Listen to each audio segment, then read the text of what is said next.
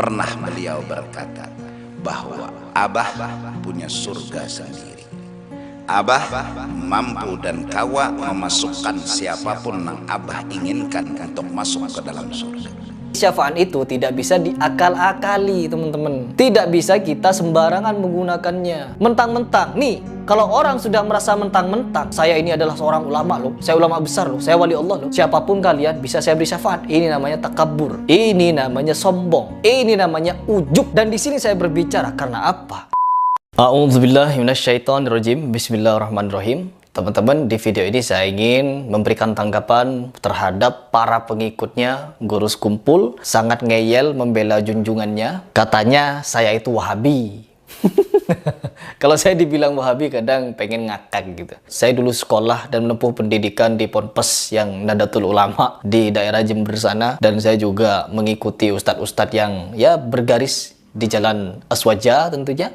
Siapa itu Aswaja? Orang yang berpegang kepada Al-Quran dan As-Sunnah. Siapapun ulamanya, apabila yang ia sampaikan berlandaskan Al-Quran dan Al-Hadis, saya juga mengikuti mereka. Saya mengikuti Habib Rizik Syihab, di mana beliau Nahdlatul Ulama. Saya juga mengikuti Buya Yahya atau Ustadz Abdul Somad, Ustadz Adi Hidayat, yang katanya itu Muhammadiyah. Jadi siapapun ulamanya, apabila dia masih berpegang teguh kepada Al-Quran dan As-Sunnah, saya ikuti. Tetapi apabila sudah nyeleneh, aneh, menyimpang, dan takabur, saya tidak akan mengikuti, bahkan saya akan melawannya. Apa yang saya lawan adalah pemikirannya, pemahamannya. Ini adalah tanggung jawab. Karena saya sudah memberikan statement untuk menanggapi statement Guru Sekumpul dan Zuhdi, maka saya harus mempertanggungjawabkan. Begitu. Nah, kenapa di sini saya harus mempertanggungjawabkan? Pertama, pernyataan yang dinyatakan oleh Guru Sekumpul atau Zuhdi ini itu sangat berbahaya apabila diyakini oleh sebagian orang. Meyakini ada orang yang mampu memasukkan siapapun ke dalam surga, mampu memasukkan siapapun yang ada di neraka dikeluarkan masuk ke dalam surga. Ini adalah perkataan yang takabur, teman-teman. Saya sudah meneliti, dan kalau kalian ingin nonton video fullnya, nanti setelah nonton ini saya akan sertakan link di deskripsi untuk nonton video fullnya. Coba kalian simak video ini dengan teliti dan dengan sangat baik.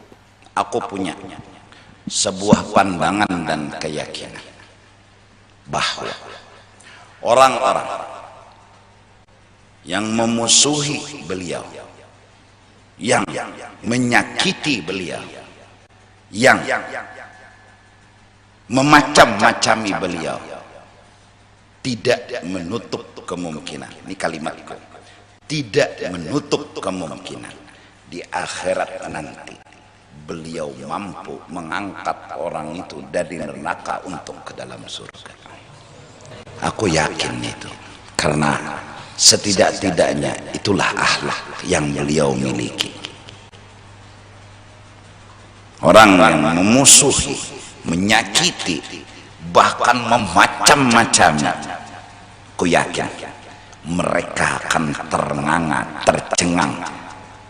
Di akhirat beliau urus, beliau angkat dari neraka menuju surga.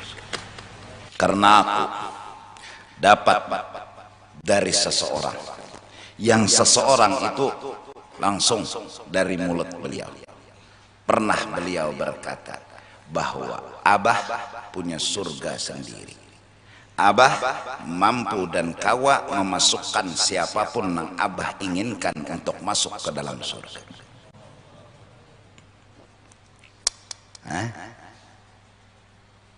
Jelas kan? Ya, jelas di situ kalau Guru Zuhdi memberikan pernyataan bahwa Guru Sekumpul punya surga, Guru Sekumpul bisa memasukkan siapapun ke dalam surga, dan Guru Zuhdi juga menyebutkan bahwa siapapun musuh-musuhnya, ya, musuh-musuhnya yang menyerang siapa namanya Guru Sekumpul, nanti di akhirat mereka akan terenganga, mereka akan terheran-heran kalau Guru Sekumpul mampu menyelamatkan dia dari neraka masuk ke dalam surga. Pertanyaan yang sangat simple dari saya, pertanyaan yang sangat sederhana dari saya. Kalau kalian merasa muhibbinnya, pengikut dari Guru Sekumpul, jawab di bawah. Jawab di bawah. Yang pertama, analoginya adalah kepada Nabi Muhammad dulu. Ya, kenapa? Tidak ada insan paling sempurna untuk dijadikan patokan uswatun hasanah, yaitu Nabi Muhammad SAW. Yang pertama, Nabi Muhammad tidak pernah sombong untuk menyatakan dirinya punya surga. Tidak pernah sombong menyatakan bisa memasukkan siapapun yang di neraka diangkat ke dalam surga. Terus yang ketiga, tidak pernah Nabi Muhammad memberikan pernyataan di depan umum siapapun musuh-musuhnya Nabi Muhammad akan Nabi Muhammad masukkan ke dalam surga nanti. Karena apa? Abu Jahal itu musuhnya Nabi Muhammad, Abu Lahab musuhnya Nabi Muhammad, dan banyak sekali juga orang-orang kafir Quraisy yang memusuhi Nabi Muhammad. Banyak sekali musuhnya Nabi Muhammad, teman-teman. Ya, ini analogi pertama. Bukan cuma orang kafir yang memusuhi Nabi Muhammad, tetapi orang muslim juga ada yang benci pada Nabi Muhammad. Orang-orang yang munafik. Sampai-sampai ada salah satu masjid yang dimana masjid itu dibangun oleh orang-orang muslim, tapi muslim-muslim yang munafik, ya. Masjid itu dirobohkan karena masjid itu untuk merusak Islam dari dalam. Dan apakah orang-orang kafir itu, orang-orang yang musyrik, orang-orang munafik, fasik, zindik, dan lain sebagainya, ini bisa masuk surga atas pertolongan Nabi Muhammad? Tentunya tidak. Ya, meskipun Nabi Muhammad bisa memberikan syafaat kepada umatnya, ingat, kepada umatnya, umat Nabi Muhammad tentunya. Di sini Nabi Muhammad tidak ujuk-ujuk memberikan statement di depan publik bahwa Nabi Muhammad bisa menyelamatkan siapapun, termasuk musuh-musuhnya Nabi Muhammad. Karena apa? Musuhnya Nabi Muhammad bukan cuma orang musyrikin, tetapi orang Islam yang dimana di dalam itu memiliki kepentingan dan imannya bisa dibeli oleh orang-orang kafir, yaitu orang munafik yang ingin merusak Islam dari dalam, begitu. Ini adalah tanda bahwa Nabi Muhammad tidak pernah secongkak dan sesombong orang zaman akhir, teman-teman. Garis bawahi dan ingat kalimat saya, Nabi Muhammad tidak bisa memasukkan siapapun ke dalam surga. Musuh-musuhnya Nabi Muhammad tidak dapat dimasukkan ke dalam surga. Bahkan apa yang dialami guru sekumpul ini tidak kalah hebat dengan Nabi Muhammad. Guru sekumpul tidak pernah merasakan dilempar batu oleh orang kafir. Guru sekumpul tidak pernah merasakan dilempar kotoran sebagaimana Nabi Muhammad dilempar kotoran. Ya, tidak pernah guru sekumpul diperlakukan sebagaimana Nabi Muhammad diperlakukan, dizolimi sebagaimana Nabi Muhammad dizolimi oleh musuh-musuhnya Nabi Muhammad. Ini kalau mau berbicara akhlak, teman-teman. Sezalim-zalimnya musuhnya Nabi Muhammad, ketika musuhnya Nabi Muhammad itu sakit, ketika ia terbaring sakit, dicari sama Nabi Muhammad dan dibawakan buah-buahan, intinya dijenguk. Musuhnya Nabi Muhammad itu, orang kafir itu, dijenguk sama Nabi Muhammad, dan akhirnya apa? Musuhnya tersebut masuk ke dalam Islam melihat akhlaknya Nabi Muhammad. Nabi Muhammad mengalami hal itu. Dan belum lagi ketika di peperangan. Guru sekumpul ini belum pernah merasakan kecamuknya peperangan yang Nabi Muhammad rasakan. Perang Badar, perang Uhud, dan berbagai macam perang lainnya, Nabi Muhammad di mana, teman-teman? Di barisan paling depan di antara para sahabat, memegang pedang, berbaju besi, dan memegang tameng. Berkecamuk di situ sampai berdarah-darah Rasulullah. Dan guru sekumpul tidak pernah merasakan hal itu. Apakah Nabi Muhammad setelah selesai perang, menang nih perang misalkan, pernah gak Nabi Muhammad menyampaikan ada satu hadis bahwa kalian musuh-musuhku, ya, orang-orang kafir, orang musyrik, nanti lihat ya di surga ya, lihat ya nanti ya di akhirat ya, kalian akan saya masukkan ke surga. Pernah nggak Nabi Muhammad ngomong kayak gitu? Tidak. Tidak pernah. Dan tiba-tiba, ujuk-ujuk, orang zaman akhir ini seperti guru sekumpul memberikan statement yang katanya didengar oleh muridnya langsung, telinganya langsung, lalu disampaikan kepada kita semua bahwa guru sekumpul mampu memasukkan musuh-musuhnya, ya, musuh-musuhnya. Siapa musuh-musuhnya? Ini yang disampaikan oleh muridnya. Ada salah satu jemaahnya guru sekumpul yang telah menelpon saya yang memberikan informasi mengenai video tersebut. Karena apa? Beliau datang langsung katanya ke acara pengajian itu, ceramahnya Yudi itu. Di situ katanya yang disebut musuh-musuhnya guru sekumpul ini adalah mereka yang sering mencaci, sering memfitnah, menyerang, dan lain sebagainya. Jadi itu yang dimaksud. Akhirnya keluar kalimat siapapun. Nah, di situ siapapun. Misalkan, ya, bukan permisalan. Siapa yang membenci guru sekumpul ini? Siapa yang menyerang? Siapa yang memusuhi? Dan bagaimana apabila yang membenci guru sekumpul itu orang kafir? Bagaimana apabila yang membenci guru sekumpul itu orang musyrik? Bagaimana kalau orang yang membenci guru sekumpul orang fasik, orang munafik, orang yang tidak mau sujud kepada Allah, orang yang tidak mau taat kepada Allah, orang meskipun dia Islam, tapi dia orang yang selalu bermaksiat kepada Allah, sampai dia wafat tidak mau mendirikan sholat, tidak mau menegakkan amar ma'ruf nahi mungkar, begitu.